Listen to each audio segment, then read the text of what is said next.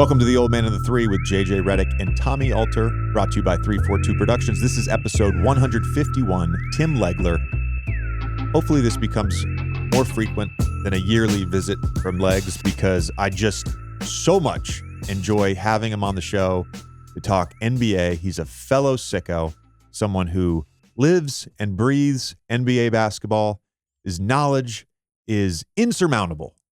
And while I disagree with some of his takes today, I really enjoyed the conversation. 90 minutes, pure uncut basketball talk.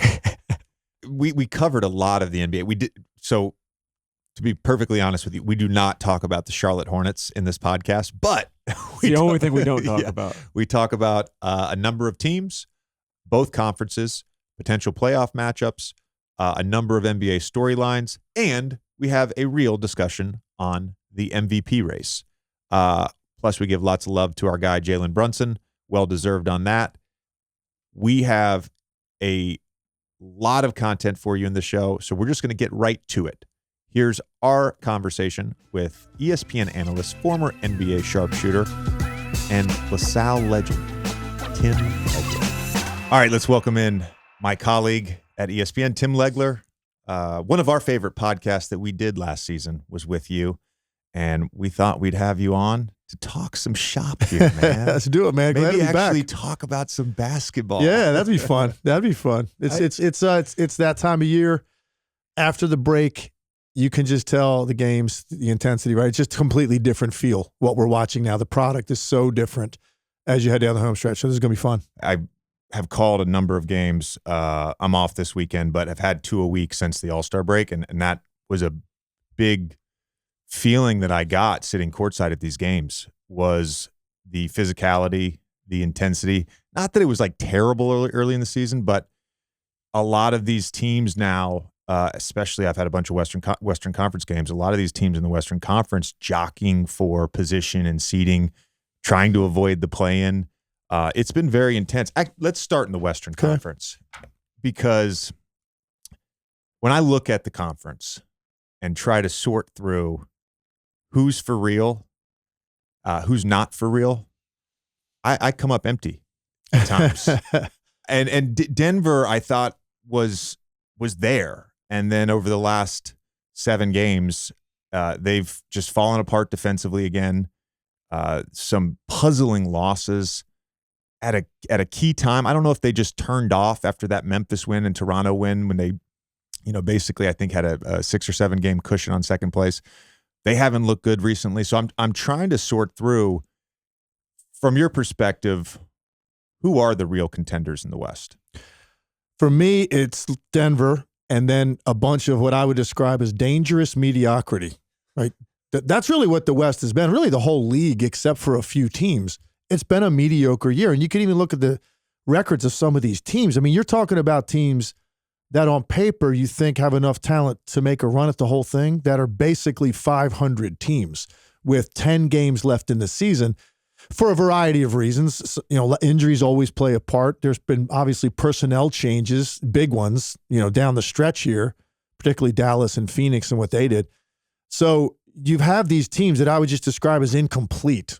And then Denver legitimately deserves to be, I think, as we sit here today, the favorite to come out of the West. They've earned it. And I really have a lot of respect for their starting 5. I think they're well coached. They added depth, which is really important, because those other teams still have so much more to show us.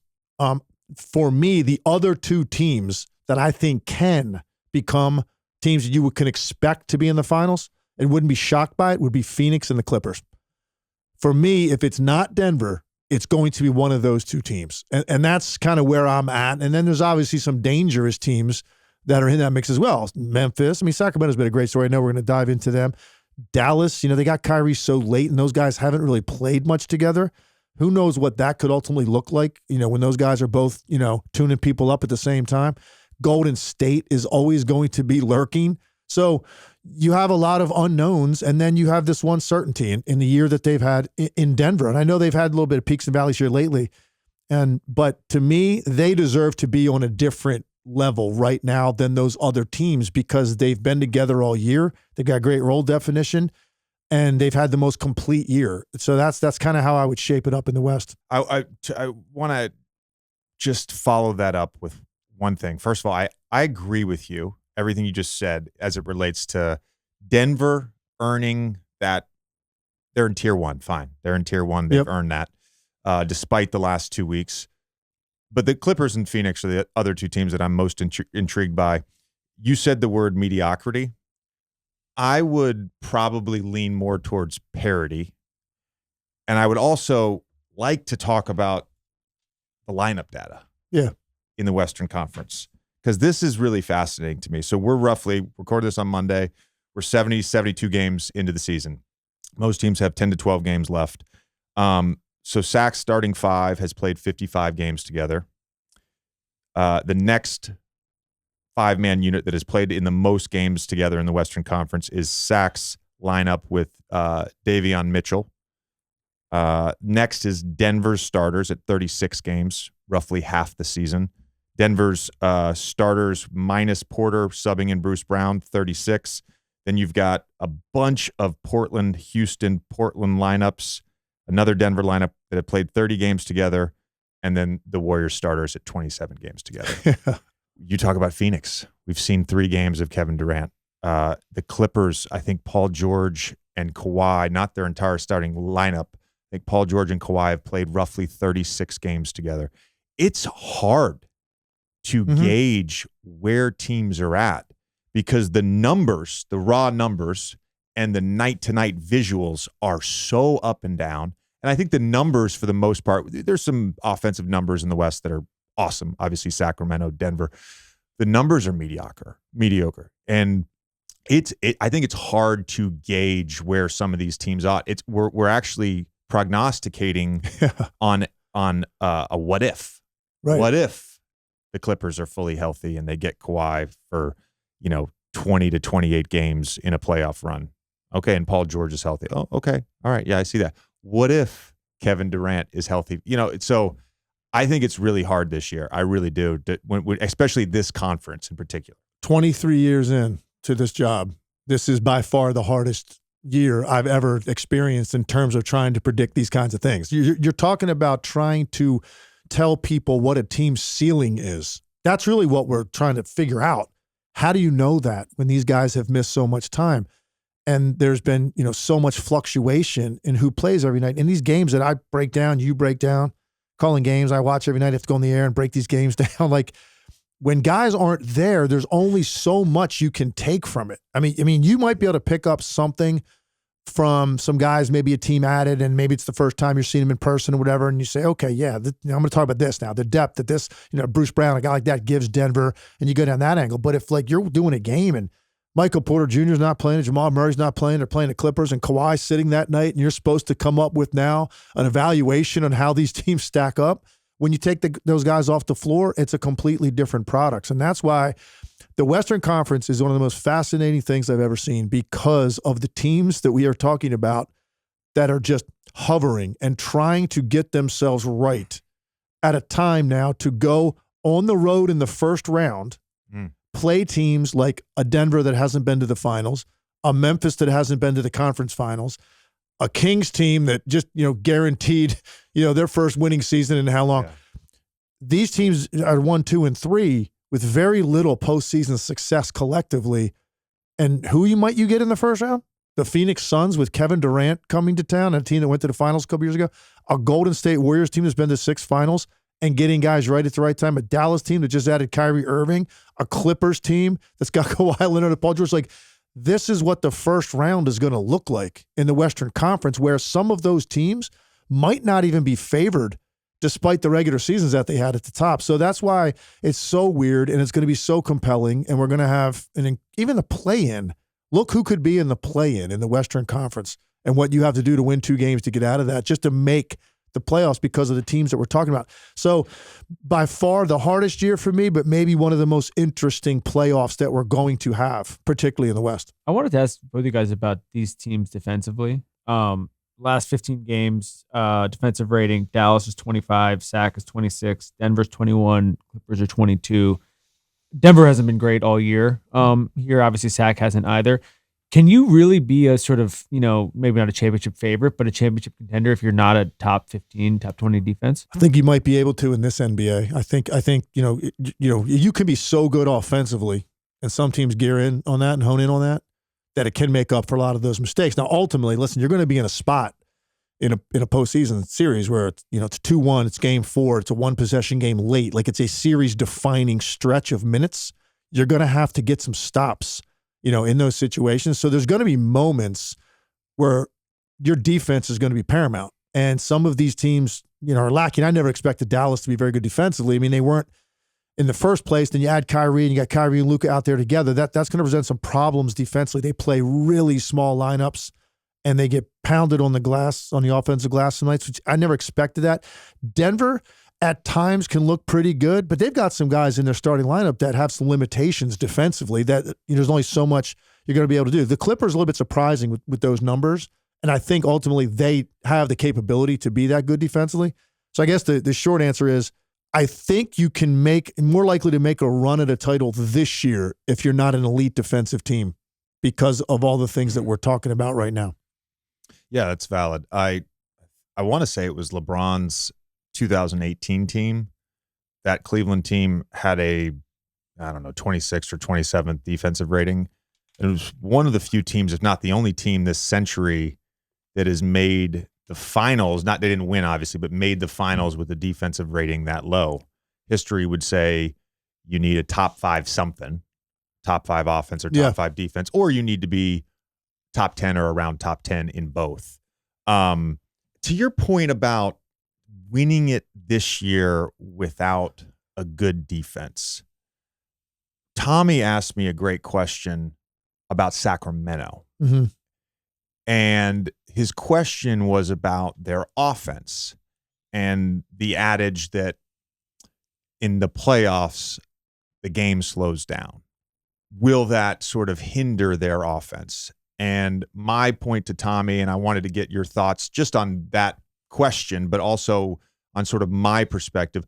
My point to Tommy was it's not just the pace, meaning like end to end. To me, it's how they play within the half court. Mm-hmm. Because of De'Aaron Fox's ability to break down a defense, they've added all this shooting. Sabonis, I'm going to get into some post-up numbers that I find fascinating in a little bit. But Sabonis, of course, plays a lot in that high post out of like a hub 5-out delay action. So there's space.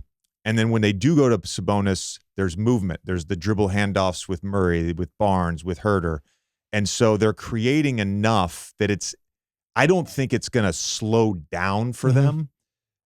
I just think the game plan portion going against any great offense, when you have days in between days, like you have time to game plan for these amazing offenses, I think that ultimately is what's going to affect winning and losing in the playoffs. If you have a great defense that can game plan for one of these great offenses and you don't have a great defense on the other end, you're in trouble. It is a great point, particularly about Sacramento. We know that they lead the league in scoring.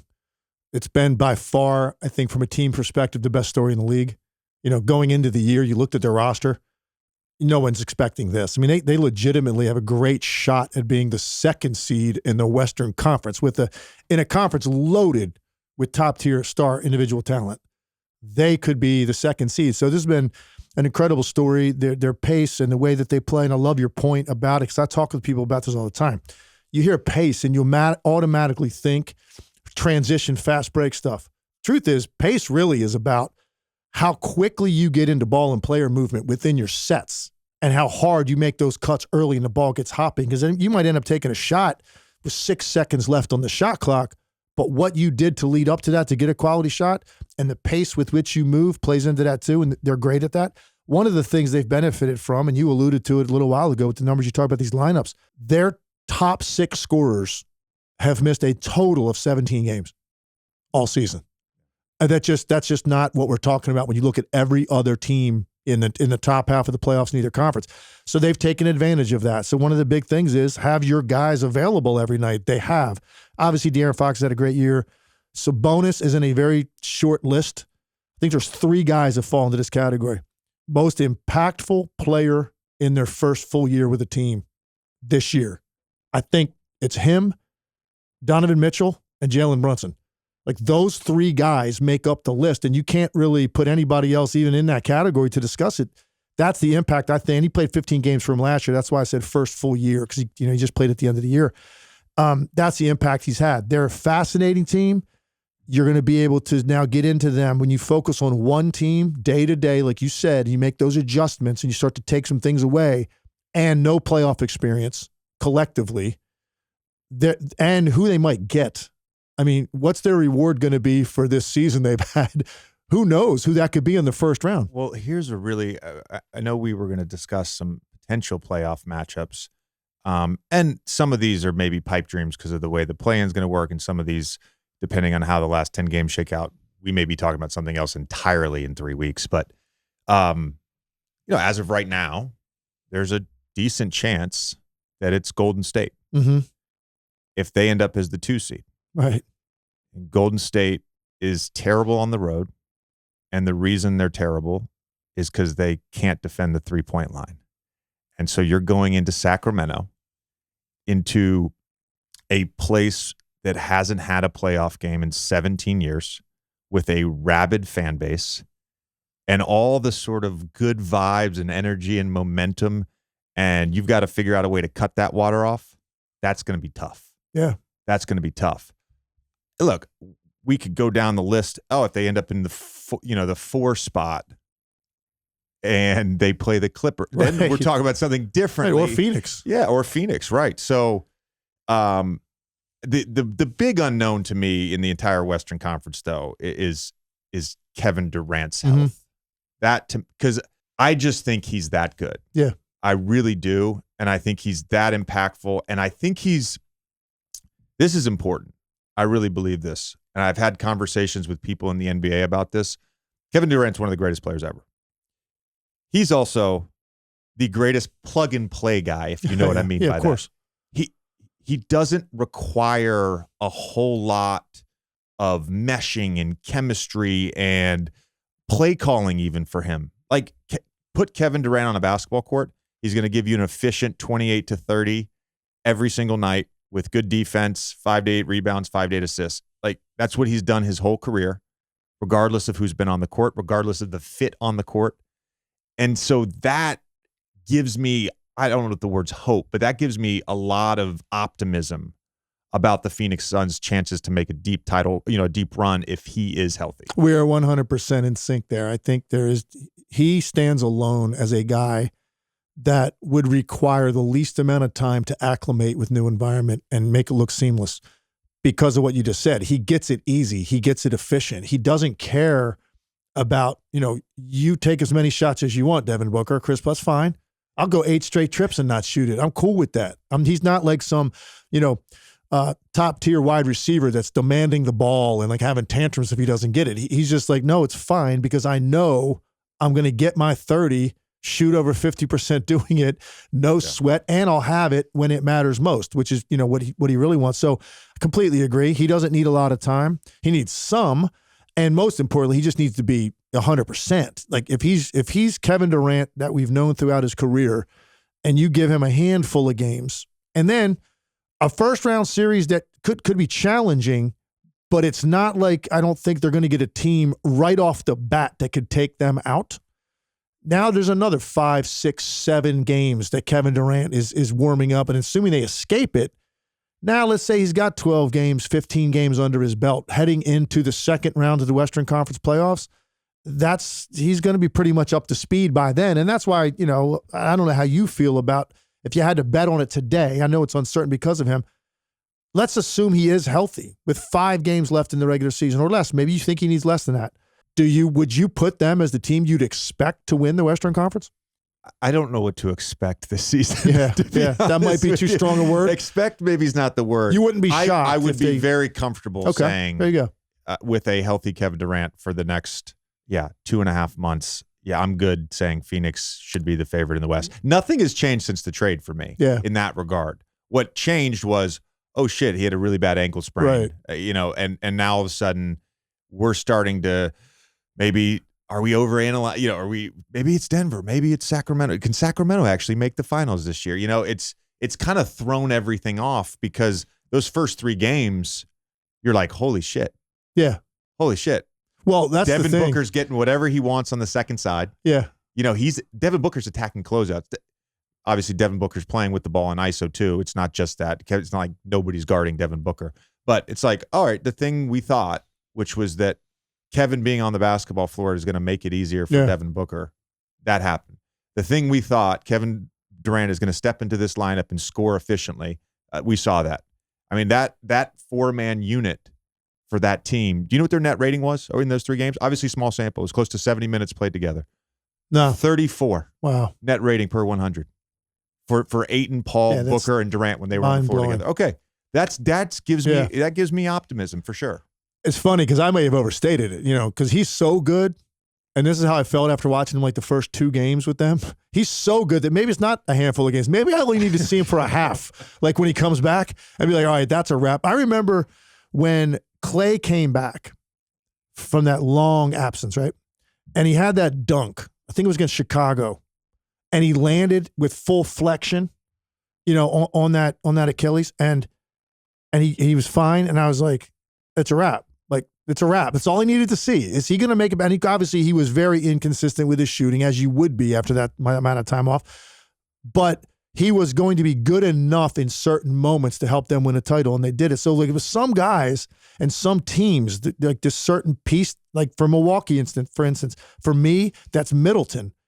Like, Middleton hits his stride and starts being that 50% shooter most nights, knocking down big mid-range jumpers and like having that answer in a half court. That might be enough that all I need to see to think the Bucks can win the Eastern Conference. It's the same thing with Durant. Just let me see a couple of games because he's so good and you go, okay. The one thing I was concerned about with them that I've kind of got an answer on, I was worried when Mikal Bridges, they take that out because Bridges was the guy that was picking up the elite level ball handlers and protecting, Chris Paul and Booker to a certain extent because he's so long and he just took on that burden. So when he left, even though you're adding Durant, you say, well, who's going to be that guy? And, Kogi can do it. Torrey Craig does a pretty good job with it. So they've got enough there in addition to having 3 of the greatest mid-range players of their generation. I mean, when you throw in Booker, Durant, and Chris Paul, who, when he starts hitting that 15-foot lean back, off the snake dribble on the ball screen, to me, that's the answer, like in big moments, because you're not always going to get an open 3, and that 3 can be fickle. You're not always going to get to the line or score in the paint. But, man, that 15 to 18-foot jumper is almost always available to a great player, and they have 3 guys that can do that. With Chris now picking his spots when to score, it's the greatest thing to preserve him is adding a guy like Durant. So now Chris Paul doesn't have to have a 25 or 30-point game for them to survive. He can pick his spots. He might have some of those in the postseason, but not because, that's how he has to go into the game thinking. Like he did in Houston, like he did in Phoenix. He doesn't have to do that anymore. And that, to me, is the biggest component why I love this for Phoenix, because I think Chris Paul can preserve himself longer because we know he's had some issues staying healthy all the way through the postseason. With the way that you just mentioned the mid-range, the way that Phoenix operates in the mid-range, assuming Kevin's healthy, doesn't it feel like Denver, particular defensively, that's a tough matchup for them with the way they play defense? Oh, no question, because Jokic struggles on ball screen and Michael Porter Jr. struggles on ball screen. Now, he's come a long way since the early days. Like down in the bubble, I actually felt sorry for him when he was trying to defend pick and roll and the way teams were going at him. And it actually hurt his confidence on the other end, which it will a young player. When you're getting attacked to that extent and embarrassed in a lot of ways, you're not yourself offensively. He's come a long way from that, but he's still a guy that struggles with certain things. So when you're talking about 3 guys like that can operate off ball screen, get to that area of the floor, and particularly, with Durant because of his length, yes, that is a problem for Denver in that particular matchup. It's going to be a problem for anybody that plays Phoenix. It was 2021. They played in the second round, if that's right. Yes. And Chris had a big series. Yep. Yeah, the Suns in 4. And so, but this is where, and I've mentioned this, but I think it's worth reiterating. Dallas last year, they did a number of things really well in that series. They refused to let Chris Paul get to his right hand, even if it meant completely opening up a driving lane. So they would switch. he would get to his dribble game and they would just say, take the left hand. Like, we're not going to allow you to make plays going to your right hand, which the Pelicans tried to do as well. And there were a number of times in that series where he actually scored going left. Wasn't as effective in that Dallas series, especially late in that series. The other thing they did was they blitzed Devin Booker. And early in the season when Booker was healthy before the adductor injury, he was like the second most blitz player in the league. Luka, of course, was number one. You can't really do that with Kevin Durant on the court. And so then this becomes where I really have a hard time saying, like, a heavy mid-range shot profile, as good as you are, you're going to run into some math problems at some point. But because you can't really blitz them, I think as long as those guys, their efficiencies are relative to what they are, offensively, they're going to be just fine. You're 100% right. When you used to blitz Booker, the ball would come out of there, and it was ending up in the hands of a Jay Crowder, a Mikal Bridges, a Cam Johnson, guys that they could certainly make an open three with their feet set. They weren't going to do much off the dribble other than that to create that second level attack on the weak side. You want to blitz Devin Booker and have the ball come out and get around to the opposite side of the floor in Kevin Durant's hands against a closeout defender? Good luck. I mean, he's going to do whatever he wants, and vice versa. If you want to blitz Durant to that extent, it's going to make Booker's life that much easier. He has looked so comfortable, Booker, right? In the short time that he played with Durant, like, that's what, I kind of wanted to see, because, you're bringing in a guy of that level. How's that going to affect your game as a high volume shot hunter? And it actually looked like he was having more fun than he's ever had, having that kind of presence on this floor at the same time on the opposite side. So now it's just a waiting game. Right. When's he going to play? How's he going to look? And, how quickly can they get cohesive enough to, I think, survive that first round? Because after that, they could really, take off and look like a team that, is going to have just too much to deal with those two guys. And before we move on from this, Booker has played well since Kevin Durant was hurt. I actually did their game Monday a week ago in Golden State, and it was really interesting because in Golden State, RJ had called a game where they did this to Anthony Edwards. Golden State played a box and one for a lot of the game because Booker got it going early. So they played a box and one on Devin Booker, and when it was almost always when Chris Paul was off the floor. And again, it goes back to that, whether it's a box and one or whether you're blitz, whatever it may be, with Kevin Durant, you can't really do that. Yeah. And vice versa. Like, how much are you willing to blitz Kevin Durant if he's on the floor with Devin Booker and another 40% three-point shooter and Chris Paul and DeAndre Ayton? There's one thing I will say, and I said this on the air after maybe the second game they played together. I can't remember who the opponent was, but DeAndre Ayton is a critical component in this. And that particular night, he started off the game with like 3 touches inside of 8 feet and converted all of them. All the guy does is shoot like 75% inside of 10 feet. He finishes literally everything.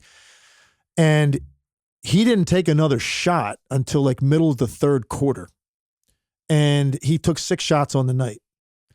And I remember saying after the game, like, they still looked good, and they got to certain numbers, and everybody looked like they were playing well together. I'm saying this guy has to be utilized to an extent to make you pay for how bad you're going to have to extend against these guys, because you're going to have so many defenders out of the perimeter for all these ball screens they're going to be getting with how dangerous those 3 perimeter players are. It's not like you got to steadily feed them in the post, but all those pick and dives and all that space in the lane. Short roll. Give him the ball and keep it steady. 3-4 of those touches, like a quarter, when he's on the floor, they're going to be unstoppable offensively. So that was the one thing that night. I made that comment after, because they ended up going down to the wire. It might have been Dallas. They went down to the wire, and he was just a non-factor besides the beginning of the game. And I'm like, this guy is screening, diving. He's getting every defensive rebound. He's protecting the rim. And you got to make sure he touches it, not only for him, but for what it does now to defenses to make those decisions. Because if you're just getting gutted in the paint with these short little jump hooks and rolls that he finishes on, it's very demoralizing. And eventually you make the adjustment, and now you're going to get beat up on the perimeter. So that is the one caveat with them. And I'm not telling Monty Williams what to do. He knows well what to do without my advice. But that's one thing to look at. Is DeAndre Ayton included and involved? Because now you've got incredible balance throughout your scoring attack. I put a lot of numbers into my brain, so I wish I knew the decimal places. I wish I had the exact number. But I do know, again, small sample size, 3 games. In games played without Kevin Durant, touches in the half court, Ayton was in the high 20s average per game, call it 29. In the 3 games with Kevin Durant, touches in the half court, he was in the mid-teens. So I felt the same way. Watching those games, it was like, yeah, he's not really even getting the ball. Yeah. And some of that was Kevin was playing great. Right. Devin was. I get that, but there is something about big guys being engaged on the other end. Yeah. You gotta feed him a little bit to get him going. The biggest tournament in college basketball is underway, and the action is just getting started on DraftKings Sportsbook, one of America's top-rated sportsbook apps. Right now, new customers can bet just $5 on any pregame moneyline bet and score $150 in bonus bets if your team wins. Plus, combine multiple bets for a shot at an even bigger payout. DraftKings will be featuring parlays and odds boosts all tournament long, so be sure to check the DraftKings Sportsbook app every day to see what they have in store. I was really impressed this weekend with Arkansas, who beat Kansas, and they've got a big Sweet 16 matchup against UConn that I will be paying attention to. So download the DraftKings Sportsbook app now and sign up with code JJ. Right now, new customers can bet $5 on any pregame moneyline bet and get $150 in bonus bets if your team wins. Only at DraftKings Sportsbook with code JJ. Minimum age and eligibility restrictions apply. See show notes for details. I can't remember a time that buying tickets was not stressful. But buying tickets to your favorite events shouldn't be stressful. Game Time is the fast and easy way to buy tickets for all the sports, music, comedy, and theater near you. With killer deals on last-minute tickets and their best price guarantee, you can stop stressing over the tickets and start getting hyped for the fun you'll have. They have amazing flash deals and last-minute tickets. I know I've got a particular game in mind. It's the last game of the regular season. Philly comes up here to Brooklyn. I will be paying close attention to that game and ticket prices. Game Time guarantee means you'll always get the best price. If you find tickets in the same section and row for less, Game Time will credit you 110% of the difference. It's the fastest growing ticketing app in the country for a reason. Plus, get images of your seat before you buy so you know exactly what to expect when you arrive. Buy tickets in a matter of seconds, 2 taps, and you're set. Tickets are sent directly to your phone, so you never have to dig through your email. Snag the tickets without the stress with Game Time. Download the Game Time app, create an account, and use code OLDMAN for $20 off your first purchase. Terms apply. Again, create an account and redeem code OLDMAN for $20 off. Download Game Time today. Last minute tickets, lowest price, guaranteed. Let's talk about the Boston Celtics, because it felt like for the first 48 games of the season, they were the best team in the NBA, and it wasn't particularly close. They just looked like the best team. Night to night, consistently, both ends. Their last 25 games, they're 14-11. All of a sudden, the Bucks are playing great. The Knicks are playing great. The 76ers are playing great. And we knew the Bucks would be there, but it feels right. Cleveland, if I didn't say them, it feels right now like the top 5 teams in the Eastern Conference can all make a run. We'll get to Cleveland and New York about whether they're real contenders or not. But from your perspective, what do you think's going on with the Boston Celtics and their struggles? A couple of things. So I think, and for me, a lot of times it's eyeball test when I watch them play, but sometimes numbers are really indicative of this. In the beginning of the year, they were like a record-setting offense. They had a 28% assist rate, which is really, really high, and it was by far the highest in the league. Over the last, since they lost to Golden State in like mid-December, I think that rate's dropped to 18%. So right off the bat, what does that tell you? You could say, hey, well, look, certain guys had shooting slumps and they're not playing at the same level. No, it's really about style of play. Because when they're really, really good, they're not just moving the ball around the perimeter, hunting 3-point shots. Now, 47% of their field goal attempts are threes. It sounds outrageous, but there's other teams kind of in that mix. That's kind of the way the league is now. Golden State's right in that same category. Milwaukee's a shade below that. Those are the three highest. But the way that they get them is not always the same. So they're going to take the same number every night. They're going to get to 40 plus pretty much every night. The nights they're really good, the ball has gotten downhill into the paint and then kicked out, and now you get teams chasing, and now the ball moves, or there's a second attack on the first kick out, attacking that closeout defender, and now you really get defenses scrambling. So that inside out and then kind of around the horn type of play, that when they're at their best, and that's what they were doing at the beginning of the year, every night, they were mesmerizing us. You're like, man, they're clowning people with the way they're playing offensively. Now you watch, and it's a little bit more dribble heavy with Tatum and Brown a lot of nights. Look, Jayson Tatum hasn't been as good as he was earlier in the year, just shooting percentage-wise and whatnot. He just hasn't been as good as he was. Maybe that's just whatever, a little bit of fatigue. It's been a long, draining year. He's going to pick it up with the adrenaline of the playoffs, and he'll be right back where he was. Marcus Smart not being out there to make some of those decisions. Like, he's always been I couldn't believe this, by the way. I looked this up. I didn't know what, Marcus Smart's career field goal percentages? Like, for a guy that impacts winning as much as he does, to have this field goal percentage for a guard, what do you think it is for his career?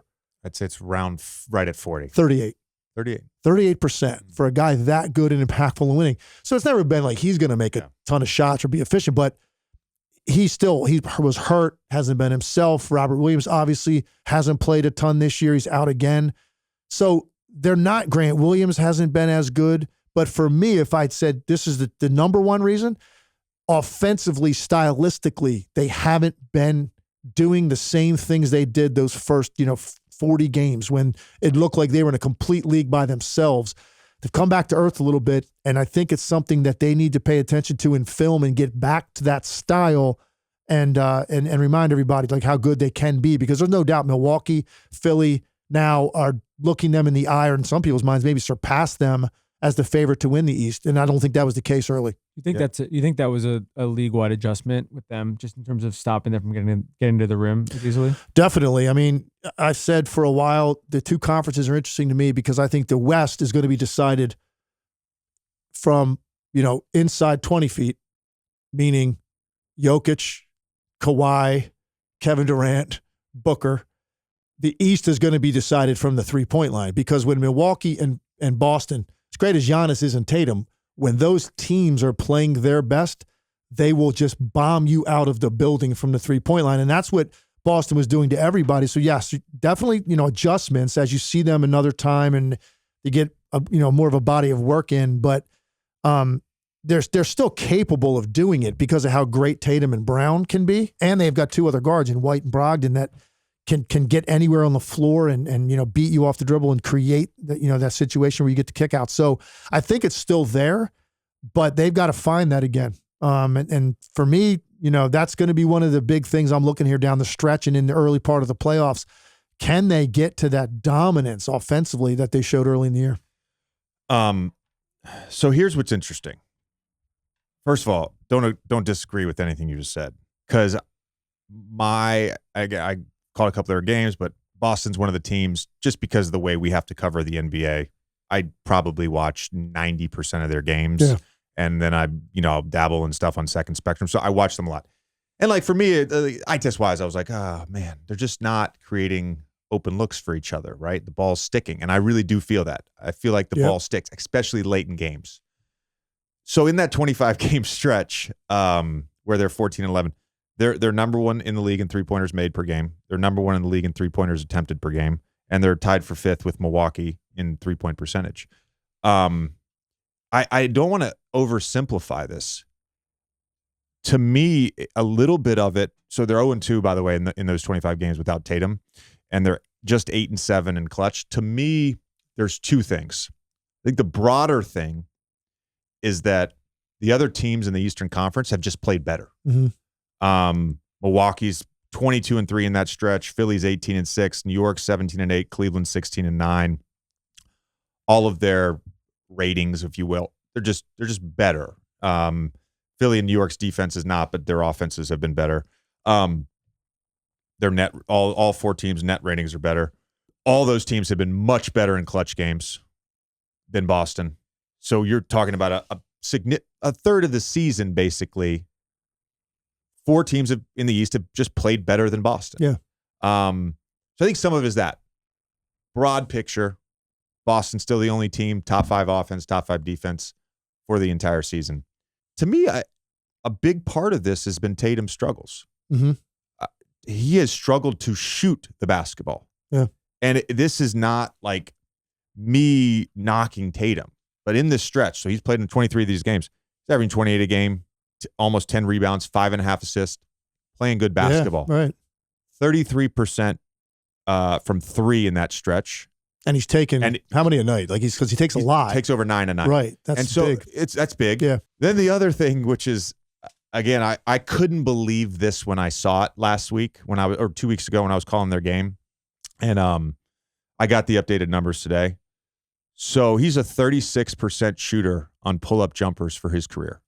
36%. For the season, he's shooting 24.8% on pull-up jumpers. That's worst in the NBA for anybody who's taken over 100 attempts. And in this stretch, he's shooting 14.3% on pull-up jumpers. And so when you get down to the end of games in clutch time, they've had 13 clutch games that he's played in. Sorry, he's missed 2 of those. They're 8-7, but he's played in 13 clutch games. Dude's shooting 25% from the field in clutch time, 18% from 3 in clutch time. We've seen Jayson Tatum perform at a superstar level for most of last season, most of this season. Yeah. To me, some of this is just he hasn't been able to make jumpers, especially when they matter. Yeah. And I don't know. I hate oversimplifying things, but some of it is just that. Yeah. And it's you go around the country. I'll go around the country and I'll do different talk radio in some of these cities, right? Talking about their teams. Yeah. And they want such, great explanations for what's going on with the team. And sometimes, JJ, it is what you just said. Like a certain player has to play better, particularly when they're that ball dominant and they're that important to what you're doing offensively, because it's not like all of a sudden on those nights, it's that easy for like the next tier guy on the roster to just go do it and pick it up. Now, one of the reasons I've liked Boston and Milwaukee more than Philly all year is because they do have, I think, more of those guys on their team that can have huge impacts on a given night, not just role player type stuff. Talking about guys that can be, for an 8-minute stretch, like the best player for their team in that moment. And I don't think Philly has a lot of that beyond those top 3 guys. Boston, Milwaukee got them sprinkled throughout the roster, but it still doesn't mean that they can go do that every night if Tatum is struggling. Now, I was listening to some talk radio the other day in Boston, and they were going over this topic of what's going on with the Celtics, what they're on panic mode up there. And they were saying, Tatum some nights during this stretch has really struggled, even in the fourth quarter, like to the point where he hasn't had a made field goal coming into the last minute of the game.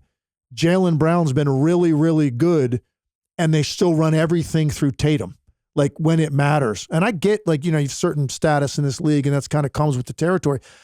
Jalen Brown's averaging 27 points a game. So there may be some times when that's maybe a pretty good option, and they don't really get there. And when he's struggling, that's going to be difficult to overcome. Now, the question is going to be, can he find that again? That elite level rhythm where now history would say yes. Yes, absolutely. Now he's got one big bell to ring. Okay. As great as he was last year, as great as he's been this year in the regular season, as great as he was in the playoffs last year, he did not play up to that standard in the finals. He got outplayed by Golden State's best player. And for them to win it, he's going to have to be, I think, the best player in that particular moment, whether that's going to be against Denver, if that's in Milwaukee in the conference finals, Denver, the Clippers, Phoenix, Philly in the second round, potentially. Right? One of those teams. Yep. And so that for me is still the one thing out there for him. So I'm not gonna say he can't do it. I'm gonna give him the benefit of the doubt. It was the first time in the finals for him. He didn't play as well as he knows he's capable. He's struggling right now by his standards. I'm going to give him the benefit of the doubt that he's going to find this again here down the stretch and in the early part of the playoffs, and that's going to give Boston a real opportunity to get back. Did you work in studio the day after the Knicks game, that Sunday game we did that went into? Oh yeah, no, that great game. Double No, overtime? I did not. You didn't. Okay. The reason I bring this up was end of game. Mm-hmm. There was, I think it was the end of regulation. They had time to get into a set. They were trying to run their guards, their V out, V2, horns action or whatever. Tatum was supposed to catch to the right wing. Jalen gave it to him with like 3 seconds to go. And he just spun and ended up passing to Horford, who missed. He made a good play. Horford missed a corner three. It was like, that was a weird execution. Yeah. Then they try in overtime to get into the set, and they're trying to bring Grant Williams up because they wanted Grant Williams defender in the action. And Grant Williams is confused. Yeah. They have to burn a timeout. Yeah, I remember they were yelling at him going to the huddle. Yeah. Like 10 seconds of time. Right. And like those things to me are confusing. Cleveland is the other team that has really struggled in clutch games this year. But it's weird because for much of the year, Boston has been one of the best clutch teams in the NBA. But over this stretch, it's oddly just come down to like some execution things. Yep. Wasn't this an issue with Boston in the playoffs last year, though, with the turnovers at the end of games? Yeah, well, turnovers in general. Turnovers in in general were a real problem for them a year ago. I think some other things they struggle with. They are probably the most prevalent 2-for-1 type team in the league. They're constantly hunting down the 2-for-1s, and they don't get great shots on the first attempt. I think the quantity is there and the quality isn't a lot of times with them, and that plays into sometimes closing out quarters and things like that have gone against them. They've blown leads. They've had big lead. They've had double-digit leads in a number of these losses. And for a team that good to get you down big that early in the first half or even in the third quarter, they've blown double-digit leads and lost the game. It's kind of strange that they would do that. And it seems like the kind of thing that can be cleaned up through just watching yourselves, right, in film room and looking at the way you're executing, clean it up. Like they're not playing great right now. There's no question about it. And some of these other teams JJ mentioned are absolutely rolling. Like Philadelphia right now, man, they have found their rhythm with Embiid and Harden to the greatest extent they've had since he got there. Milwaukee obviously getting guys back. It's going to be a tough road for Boston, and it's not what we thought it was going to be. If you asked us all this question like December 15th, it looked like Boston, right? It was their year. Like they're going back to the final, probably win the whole thing if you asked me at that time. It's not going to be an easy path now. And by the way, during that time period too, there were still question marks about Middleton. And I want to talk about the Bucks in a second. I want to get to a different team first. I just kind of want to be clear on this with this summarization. To me, you brought up the first point, and that was when they're at their best, ball movement, player movement. When they're at their worst, the ball sticks. Yeah. A lot of time, Tommy, that is what leads to turnovers. Is when that ball is sticking. They're trying to drive into a crowd or make passes out of a crowd in isolation. Like some of that is all true. And then the clutch time, right? At the end of games, it naturally does slow down. So you're talking about when a team is at their best. We're not talking about the Dallas Mavericks, right? Who are at their best in isolation, right? Playing a slow pace. Like it slows down at the end of games. That's just a natural thing that happens in basketball. The last 2 minutes of a game, it slows down. So being able to get into those sets quicker, being able to initiate movement quicker, the ball's still going to end up in the right player's hands to make the right plays and make the right decisions. And then I do think that there will be the regression in the positive way towards the mean for Tatum in terms of his shooting off the dribble. Yes. Where do you sort of view Cleveland in all of this? They've been hard for me to figure out, like, ultimately, are they running with the big boys in the Eastern Conference? I mean, there are some nights you watch them and you say, man, with their length and their defensive ability in the half court, and they've got 3 pretty high-level offensive guards, right, with Garland, Mitchell, and LeVert.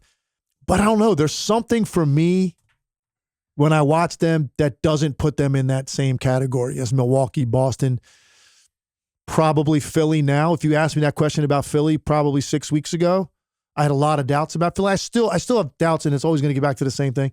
I don't know if James Harden is going to be this guy when they have to have it in a big moment in one of those series.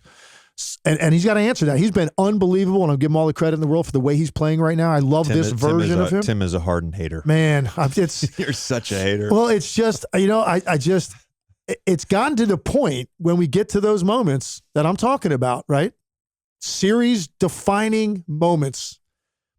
I tend to have an expectation that it's not going to go great for him. And that means they can't win because he's got the ball too much.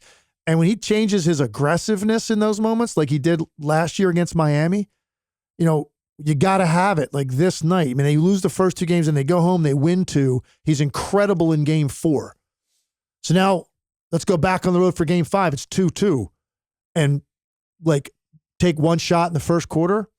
And everybody's kind of like, well, wait a second. What's going on here? Like, where is the guy that we just saw in Philly that was downhill from the opening tip? So that's kind of why I'm skeptical. But I'm going to give him all the credit in the world for the way he's playing right now. This is the version of James Harden I love watching. Let's see. But for Cleveland, for me, I don't put them in that category with those 3 teams.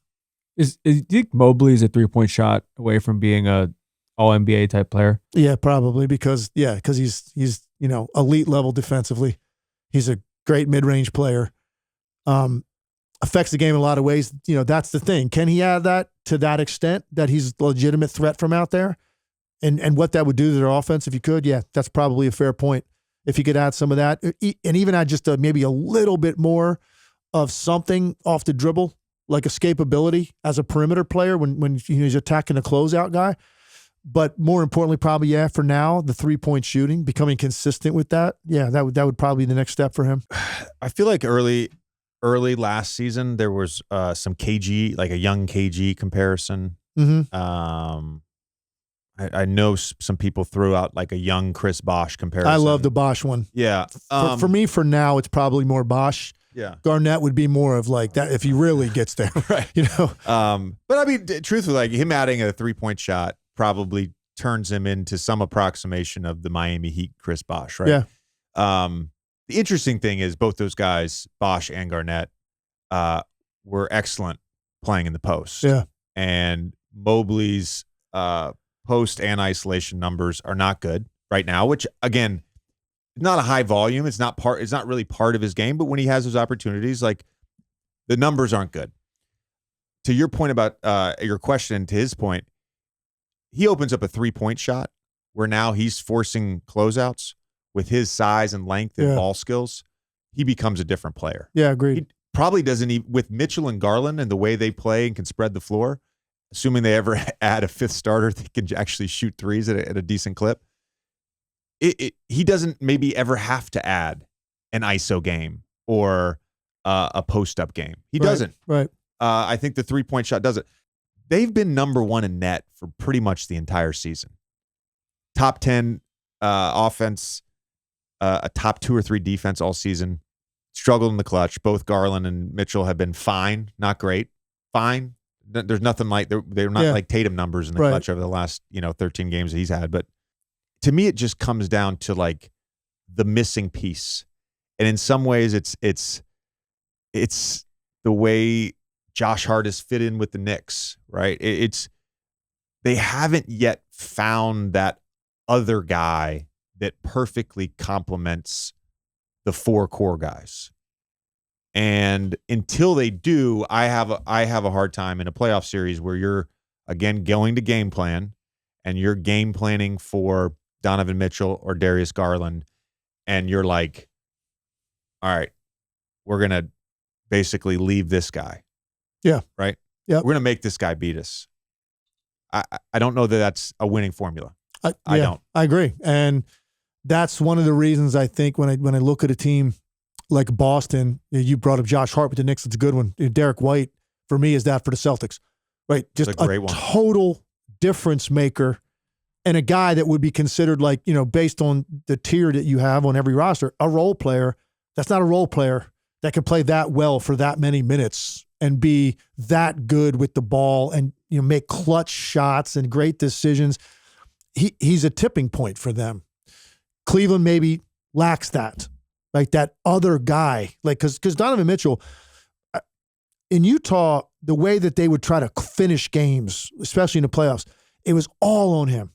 And that didn't necessarily lead to great decisions all the time. Maybe he'd take a quick pull-up 28-footer off a ball screen. That was a bailout shot for the defense because he's so dynamic in other ways.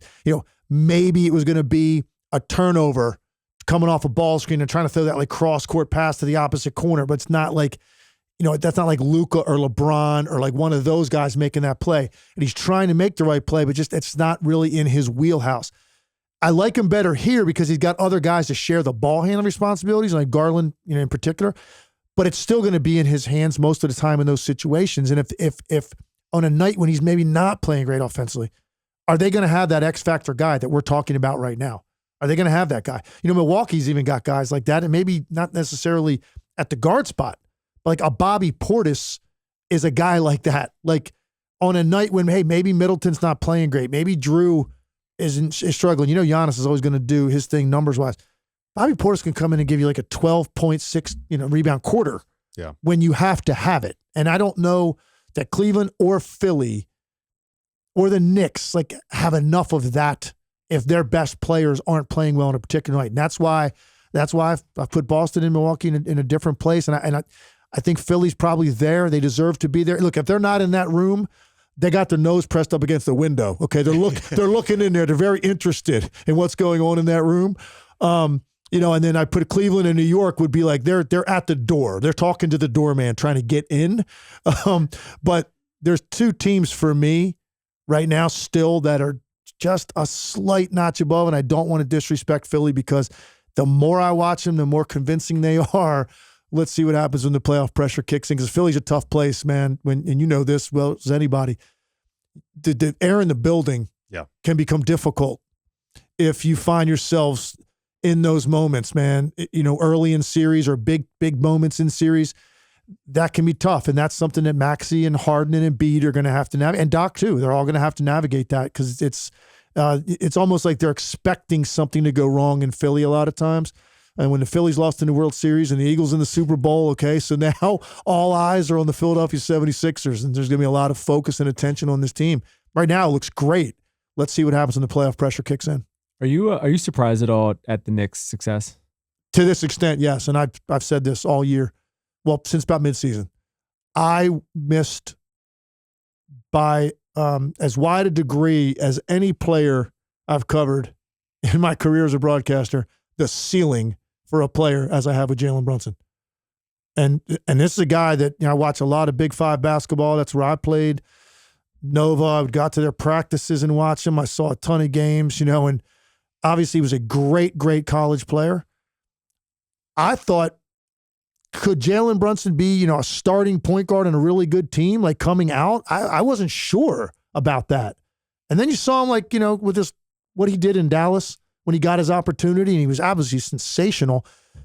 But still, he becomes $100+ million free agent, like the biggest free agent really to change teams practically. And I'm saying, what is his ultimate ceiling? Like, is this a 16 to 18 point a game type of point guard, which is a really nice player in the league?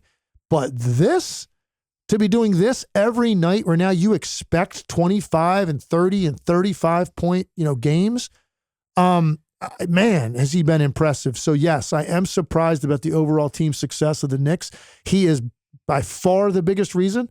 And, I just missed it on how good he could be. And I'm going to be singing his praises the rest of his career because that guy earns it all because he went out and took it. The thing with Jalen that I think it all sort of factors into what makes him valuable, because there's a lot of guards this year that have had all NBA caliber seasons, and there's 6 spots. And look, it's unlikely Jalen gets all NBA, but it's the efficiency. It's the impact on winning, because he's doing this, his 29 game stretch since January 1, where it's 28 a game, 51% from the field, 45% from they're 19 and 10 in the games that he plays, right? It's the impact on winning. It's the elevation of Julius Randle. right? He's taken away so many ball handling responses. Julius can be a scorer, and when he's in isolation and he drives, a kick out guy. Like Julius can be the best version of him. Yeah. And then the cultural impact of Jalen. Like you factor all that in, it's just like, okay, yeah, maybe his numbers aren't as good as this guy, but like, I want to be clear, he's having an all NBA caliber season. Completely agree. And for like young players, you want to look at a guy like Jalen Brunson and figure out, well, how is he getting this done? Because he's not a blur. He's not vertical. Right? He plays a grounded game. He's not blowing by anybody. He's quicker probably than he looks in his body type. He's quicker than that. Comes down to footwork, strength, IQ, confidence, and then the big one, and this is why this is translated to New York. He thrives in big moments. And we should have probably seen that from his career at Villanova. But a lot of people in his boat that were like, it's kind of like a backup guard, got this opportunity in Dallas, played right in the right time. Now I signed this huge deal, biggest name to like change teams, because all the big contracts were retaining guys with their own team. He's like the big name that changed teams was Jalen Brunson, $100+ million, Madison Square Garden expectations. He's like, bring it all. I'm good with it. And he was from the very beginning of the season. So that final component of not being fazed by pressure, you add all that up, and this is what you get in Jalen Brunson. So you don't have to be this like freak athlete, and he's proving that because he just gets where he needs to go. He's always playing at his pace. His footwork's incredible, even with all the pivots and the up and unders and all the stuff he does once he gets downhill. And then his physical strength is definitely sets him apart too. He plays through contact. He's never off balance when he drives and finishes. So you add all that up and you get this. And it's like I said earlier, I think he, Mitchell, and Sabonis are the three guys in their first full year this year with a new team have had by far the biggest impact. And maybe Brunson at the top of the list. Yeah, and all three. And I think Mitchell likely will be all NBA. Sabonis, I think, definitely will be in that third center position. Jalen, by the way, fourth in the NBA in clutch points, and he's doing it on 51% from the field in clutch moments. I love that you mentioned his footwork. Yeah. To me, it's so elite. Yeah. When people talk about changing pace, a lot of times people are talking about changing pace with the basketball. To me, he does such a good job of changing pace with his feet. Yeah. And that's what sets it up. And the fact that he's now become a legitimate 40+ three-point shooter, that you cannot play off of him. You can't go under ball screens. Like he will. I've been to a number of Knicks games this year. I've called their games. I've watched their game. Like if you go under a ball, he's going to shoot it. If you're in a drop coverage and he comes off the ball screen and you extend your defense out and he's got that he's going to shoot it. And he's making them at a 41% clip.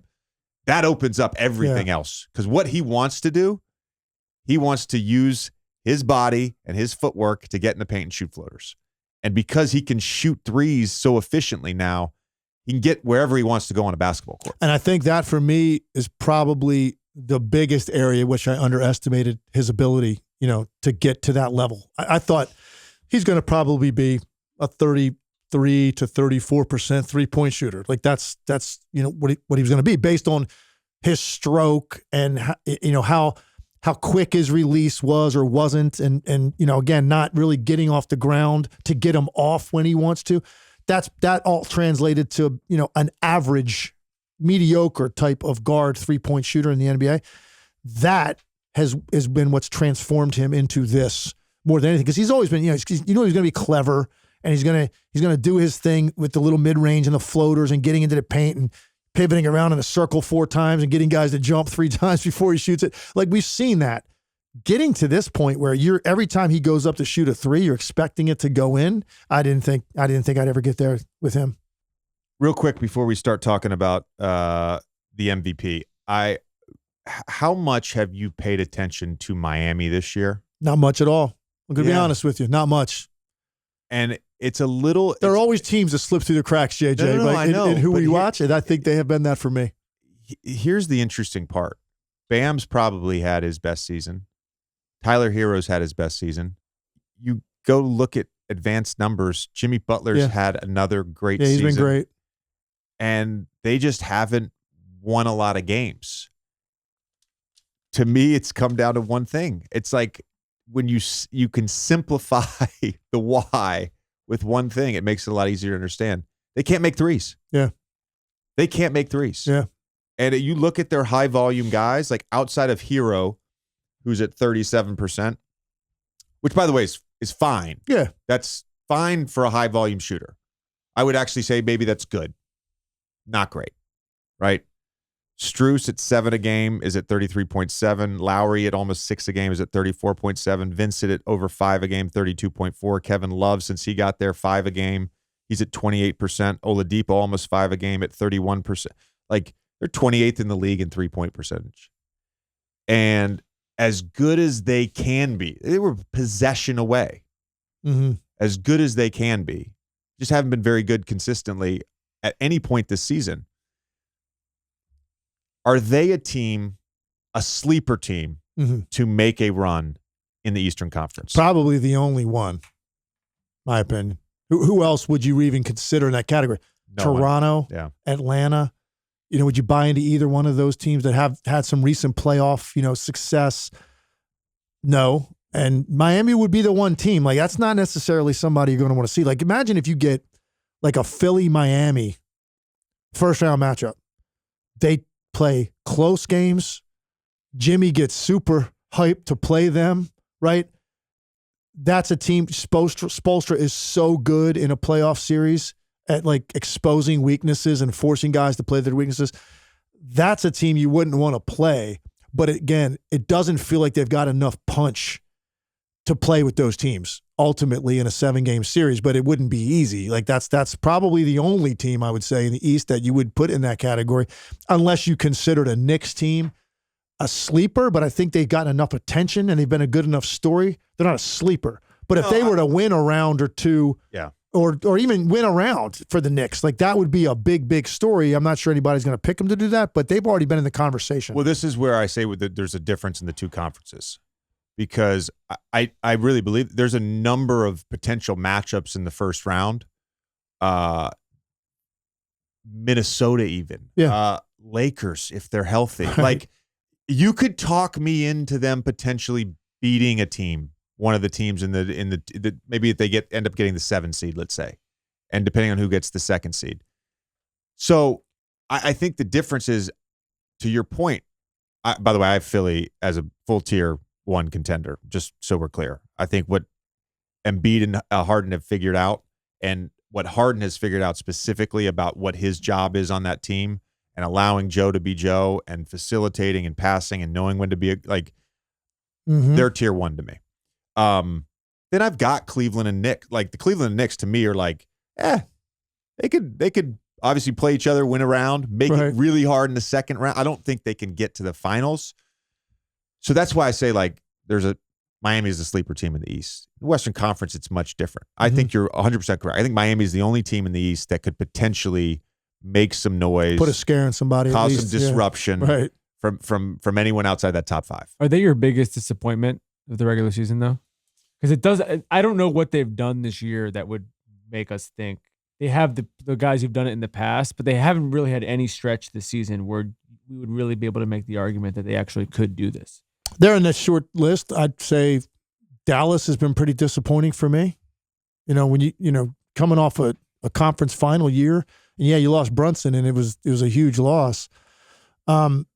They just, and health played a part, but it just in general, it's just been how bad they've been defensively. And I expected them to be in the top 4, in the Western Conference, and they're a 500 team as we sit here with 10 games to go. So they'd probably be in that mix. I do have a question for you. It's been mind-boggling to me this entire time for the last couple of years here. What in the world happened to Duncan Robinson in terms of the way they view him? Okay, because the guy was like, record-setting for the franchise with his three-point shooting, prolific, had big moments in the postseason. Then they find Strus, and I think they looked at Strus as he's more physical, he can guard better, he slides his feet better.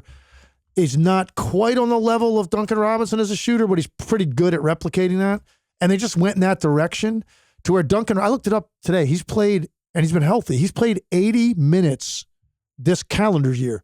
Since January 1st, he's played 80 minutes, and they gave him, I think, $18 million a year after, he had those 2 or 3 years in a row in Miami where he made 200 plus threes, and they gave him $18 million a year as like what? As like an appreciation for what you've done for us, and now you go have a seat, and he stands up now and like dust flies up in the air, and I'm going, this is the worst three-point shooting team, one of the worst three-point shooting teams in the league. You've got Duncan Robinson over there. You paid him all that money, but they have like no faith in him. And now he's got no rhythm. So when he does play, it's not happening for him. I just wondering if you have an opinion on like, is that not mystified you a little bit? How this guy's just kind of disappeared after getting all his money? Yeah, I don't think it. I do think there's some guys that get paid and then they disappear. Like I knowing Duncan, and how much the whole thing, his career, his story, the team, his performance night, like it all matters to him. Yeah, it all matters to him.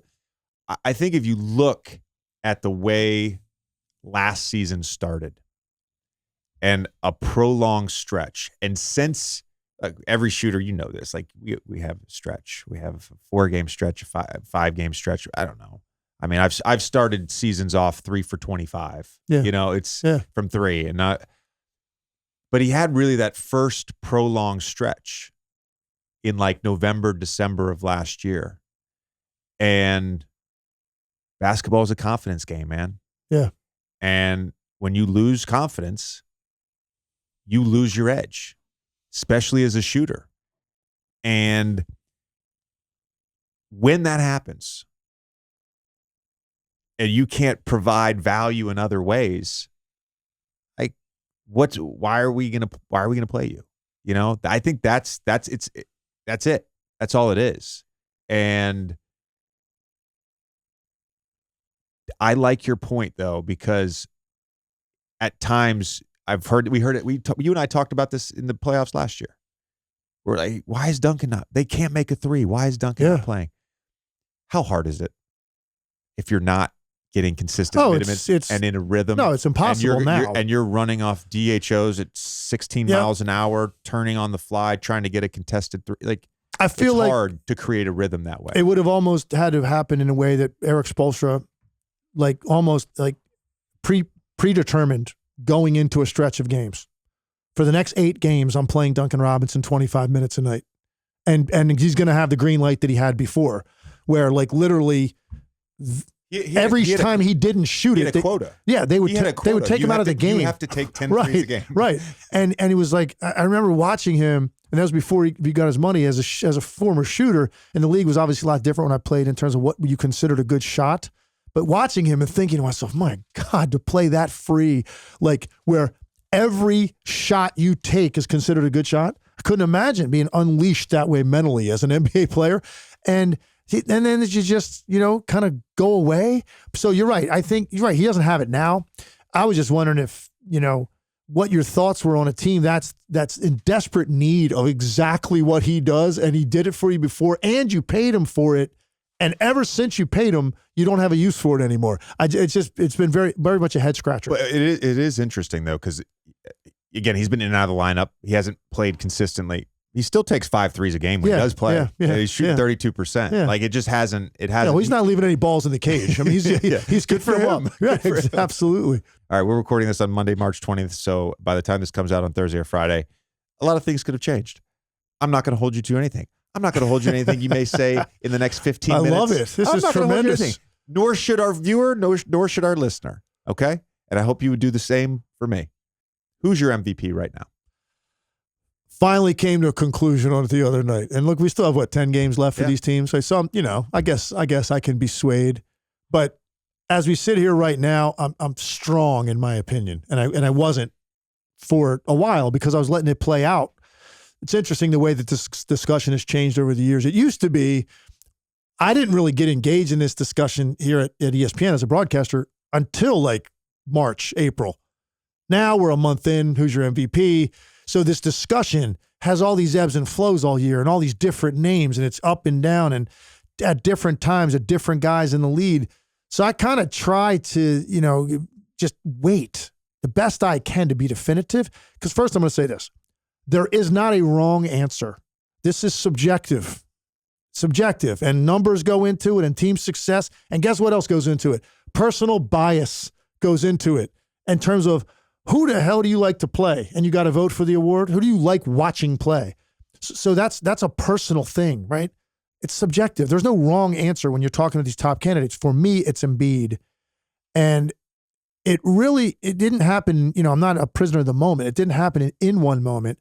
But something happened the other night. I was watching the Cleveland game, and he made a play in that game defensively that really just was kind of like this wow moment for me. Like, my goodness, like is he the only guy in the league that could have made that play? And it was a play where Chetty Osman drove down the left slot, came hard at the rim, and Embiid went all in on the block. I mean, jumped as high as he could, had his fingertips like by the top of the square, with his full chest facing Osman on the left side of the rim.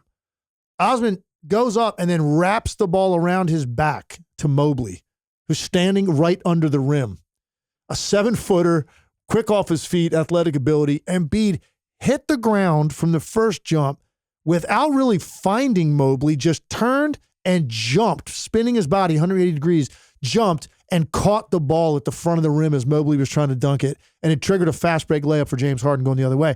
And I was like, if I look at the comparison, because I think it's between him and Jokic, they'd be my two favorites.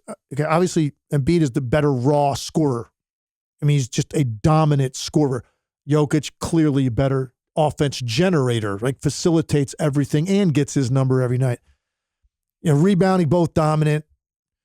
So how about that end of the floor, man, and the impact that Embiid has? And I think for me, if you're talking about those two guys, and I think they are the two leaders, that is a differentiating factor for me. They basically have the same number of wins. I know Denver's won in the West, but the way Philly's played for the last 2.5, 3 months, I think they've got the best record in the league, I believe, over that time. The impact that he has on that end of the floor as the last line of defense and an alterer of what teams can do, that, I think, for me this year is the differentiating factor because of these ridiculous numbers he's putting up to go with it. I have no problem. We're gonna talk about this, but you brought something up that I do find very interesting in that this discourse and this conversation starts like 5 games of the season. Oh, yeah, it's crazy. It's like, can this guy be in the MVP conversation? So, look, earlier by the way, when the odds open on DraftKings for MVP, Luka had the best odds. Mm-hmm. This was last June. Early in the season, Tatum had the best odds. Did you make a preseason prediction? For MVP? Yeah. I said Steph. Did you say Steph? I said Giannis. I said Steph. I said Giannis. Because I thought Golden State was going to roll. I picked Golden State to repeat over the Bucks in the finals with Giannis to be the MVP of the league. Those are my preseason predictions. I don't remember exactly, but I know I thought Golden State, I said regular season prediction. So I had Golden State being the 1 seed. I thought they were going to roll coming off that. And then I had Steph winning MVP. Do you think Giannis doesn't have a chance right now? No, I don't think. I think he has a chance. He has a chance. He's definitely going to get first place votes. Yeah. It almost comes down to me. It's like, who's going to get the most second place 100%. votes? That's what it comes down to. Yeah. Especially in this situation, because you could take any of those 3 guys, right? And there's going to be different orders, right? Everybody's going to have all 3 on their ballot. All of those guys are going to get votes. So it's really comes down to who gets the most second place votes. Unless it's one of those years where we're dead wrong, and who knows, like the consensus is overwhelming for one of these 2 guys, which it could happen that way. I don't expect it. I think it's going to be very tight, very split with the first place votes. So then the question is going to be, who do you put second, and how many second place votes does Giannis get that prevents somebody else from getting them?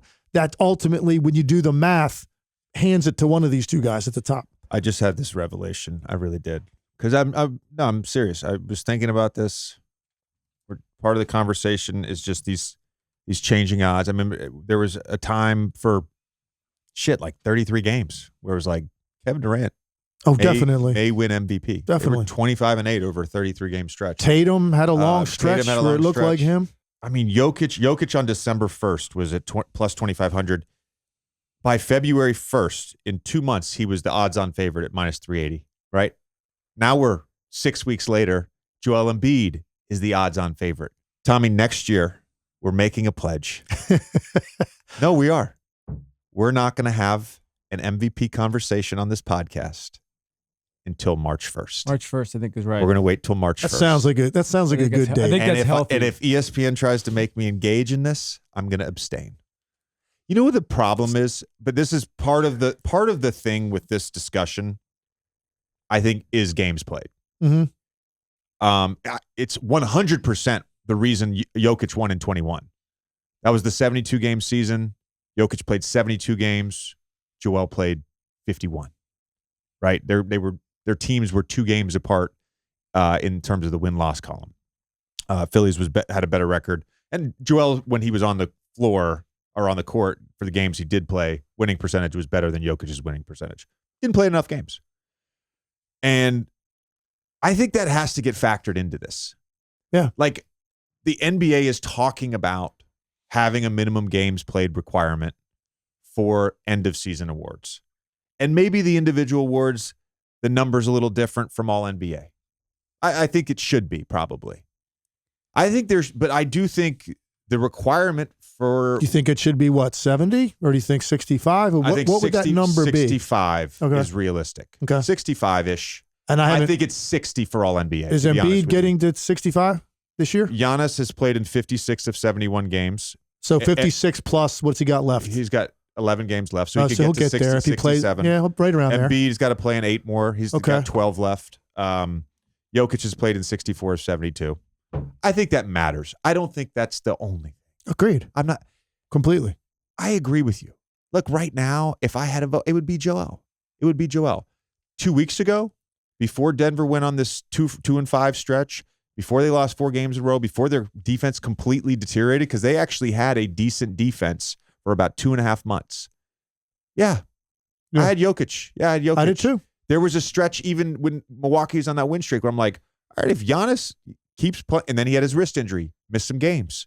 So, like, it changes day to day, week to week. Definitely. It changes day to day, week to week. But as of right now, I got, Joel. It's amazing. Joel was not an all-star starter.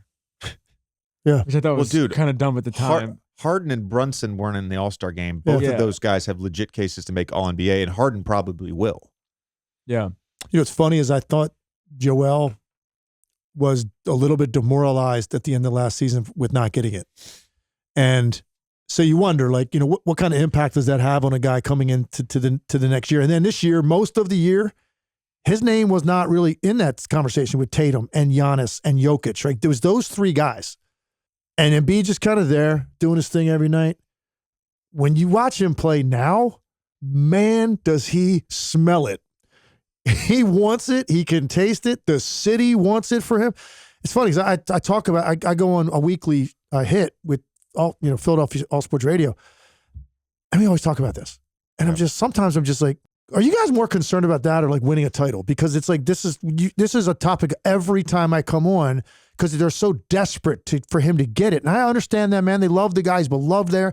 They want him to be rewarded for it. They all obviously think he's the guy. Great. But at the end of the day, like, winning a title should be more important. But the way he's playing right now, part of it is, they had a chance to catch Boston. They've pretty much done it. So they've got a chance to finish 2 now, and I think that's part of it. But I also think part of it is the chatter he's hearing every day. And right now, he feels like they are 50 yards from the finish of a mile race, and he's got a lead, and he's trying to sprint through the tape. Because I thought last year he might have got run down in the home stretch a little bit, because I thought he had control of the award at one point and then didn't get it. And he got hurt for a little bit of a stretch. That in the second half, he had hurt him. But he got run down, and I think he was surprised by that. I think he's trying to sprint through the wire. So he's putting up, like, you're going to see some nights here. As long as they still have to win, you're going to see some 40, 20 games out of him. Don't they play each other, like, next week? Yeah, he still has at Golden State, at Phoenix, at Denver, and he's got at... They've only played Denver once? Yeah. Oh, really? And I thought he was done with you. I know he destroyed him at home. He's got a game against Boston and a game against Milwaukee. Like, again, it's his to lose. If he dominates in that stretch, and even those, let's say those 5 games, they go 3-2 in those 5 games, because they'll probably win the majority of their other games. Like, it's his to lose. The one observation I want to have on this, because you said something that I think is so important, is how subjective this is. And there's a lot of people that want to look at like a tell-all stat. And I'm an advanced stat guy. I'm an analytics guy. Like I believe analytics can help inform us. I believe it can help reinforce what we see. I think there's real value. But I don't believe in that when we talk about MVP. I think there's, in any given year, 5 to 6 factors that you're weighing. And then you make a subjective choice. Because the reality is, all 3 of these guys dominate the game. Mm-hmm. But there's subjectivity in how you perceive their dominance. Definitely. And so if you're valuing individual defense, I could see where you'd say, no, Giannis and Joel are more important to me than Jokic. If you're valuing some advanced stats, I could see where you'd say, Jokic is the MVP. If you're evaluating team win percentage when they're on the floor, I could see where Giannis would be the MVP, right? Mm-hmm.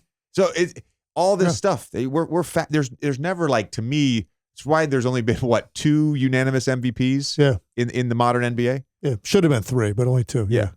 Shaq. Yeah, I missed agree it by that. 1 vote. I agree with that. So, yeah, you're right. That's why I said in the beginning, there's no wrong answer. Just make your case intelligently and articulate it any way you want, and you're not wrong because there is that final component.